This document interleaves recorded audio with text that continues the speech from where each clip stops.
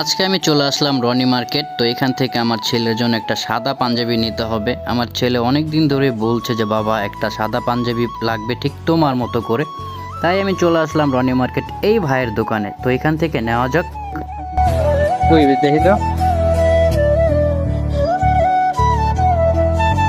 মিলা দেখান তো বড় ভাই।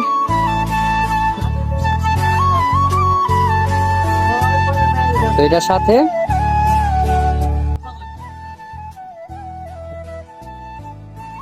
তো দেখতে পাচ্ছেন ছেলের জন্য একটা সাদা পাঞ্জাবি নিয়ে নিয়েছি। আমি তো আমার পছন্দে নিয়ে নিলাম, বাট আমার ছেলের পছন্দ হবে কি না তা দেখতে হলে পুরো ভিডিও জুড়ে আমার সাথেই থাকতে হবে।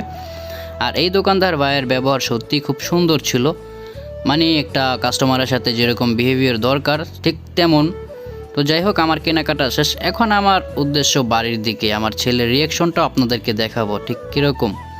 তো রিক্সা নিয়ে ঠিক বাড়ির কাছাকাছি চলে আসলাম ভাই। এখন রিয়াকশনের পালা। চুপি চুপি করে উঠতেছি, কারণ আমার আলাপ পেলে আমার ছেলে তাড়াহুড়ো করে বের হয়ে আসবে। এই হচ্ছে আমার ঘরের দরজা, খুলে দেখেন ও পিছনে চলে গেছে। তো তোমার জন্য সাত পেদাইস, চোখ বন্ধ করো। এই যে এটা কি দেখো তো, এটা কি দেখো তো।